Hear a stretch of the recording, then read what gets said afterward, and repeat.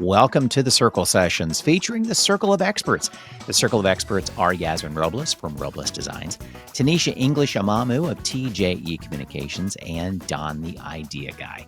I'm Brett Johnson from Circle 270 Media Podcast Consultants. Each week, one of the Circle of Experts joins me to talk about critical aspects of growing your podcast. We focus on marketing, social media, monetization, and website design to help you implement all of these together. Well, this week you got me solo, my podcast guy, Brett Johnson from Circle 270 Media Podcast Consultants.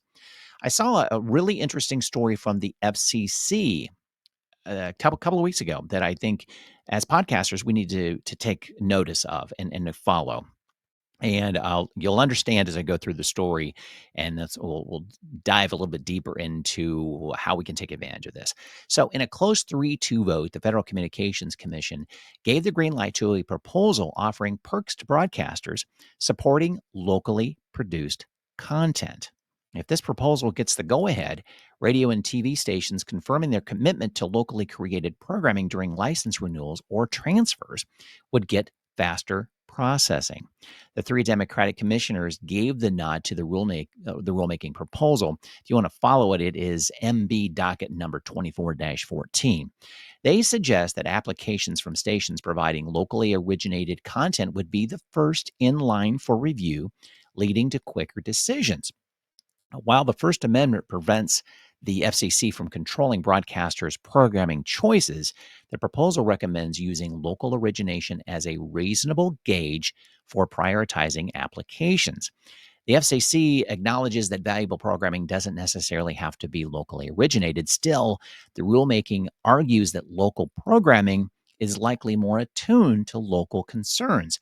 The FCC chair stressed that the proposal aims to encourage locally originated news and content, promoting airwave diversity, and ensuring stations meet their community service obligations. Now, the proposal zeroes in on applications facing delays, giving priority to those filed by stations with local programming. There's going to be some room for feedback on the definition of local and originated programming, with a tentative suggestion of requiring at least 3 hours per week on average. So, if you read between the lines, there's an opportunity here for podcasters to provide programming to their local radio station if they choose to go in with this local programming option to get faster approval through the FCC for their license renewal. So I think this takes, I think we should take a moment to really think about podcasting versus broadcasting. So what's the distinction? Both are valuable, both are crucial, both serve excellent purposes, but they differ. Radio has limitations. Unless a national program, radio caters to a local audience with a set format. Podcasts have no constraints. They reach a global audience, and content is at the discretion of you, the podcast host. Radio aims for mass appeal, featuring music, news, weather, sports, interviews, trivia, and music quizzes. It caters to a broad local audience with predictable content. It is familiar to listeners. Podcasts target niche audiences. Of course, think about it. You know exactly who you're shooting for, who you're targeting with your podcast. Listeners select based on the topic, and they follow that specific podcast because of the topic. Both podcasts and radio are influential. They differ for the listed reasons, yet both wield significant influence. I bring this up to think about the potential of getting your podcast on a radio station. So imagine this. You've got your podcast. You're wondering about the cool things that could happen if you took it to the radio station in your town. Well, there are a bunch of awesome reasons why that might just be the game changer your show needs. Number one, more ears, more fun. Think about it. Radio gets your podcast to people who might not usually go hunting for podcasts online. It's like tapping into a whole new gang of listeners who wouldn't have found you otherwise. Suddenly, your content is reaching places you've never expected, and your fan base is growing. Number two, riding the wave of popularity. Radio stations are like the cool kids table in high school. Remember that? They already have a bunch of friends, also known as listeners.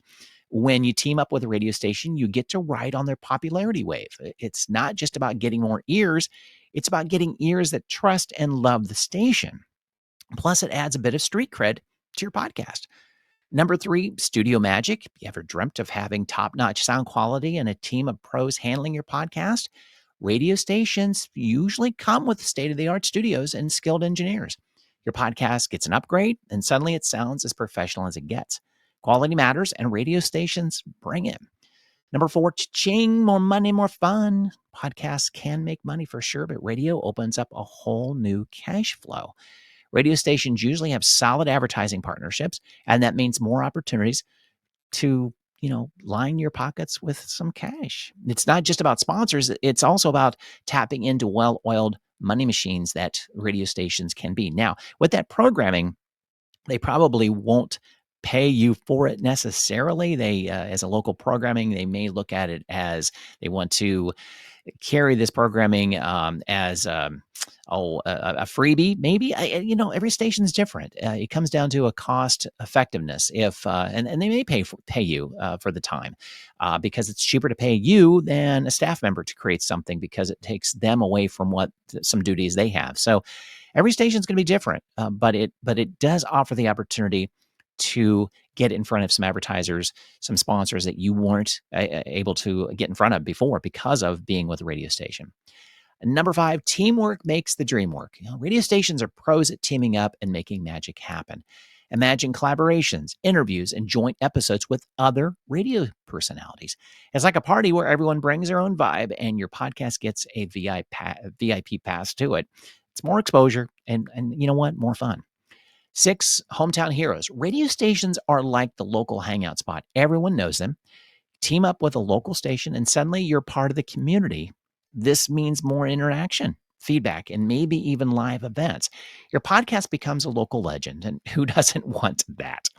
Being featured on the radio might enhance your podcast, but it's not a guaranteed advantage. While the perception is positive, potential guests and advertisers may initially take your podcast more seriously. However, in the grand scheme of things, the distribution method is insignificant to the audience. What truly matters to listeners is the quality of the show, the quality of the content you create. And if you're looking for advertisers focus on the effectiveness of their promotions. In a nutshell, while the digital world is cool for podcasts, the radio brings a whole new level of awesome if it works to your favor. So why not give it a shot? And if you're thinking about giving it a shot, give my podcast guy, me, Circle 270 Media Podcast Consultants, a ring. Go to my website, circle270media.com. Let's have a one-on-one talking about these potential opportunities with radio stations of looking at what you have with your podcast right now. How can it be refined to be a radio show? And see if there's an opportunity there. See if we can set this up ahead of time. There's no reason that it couldn't be done right now. Radio stations are looking for local programming. So why not take a look at your podcast? Could it be a radio show? Let's talk. Circle270media.com.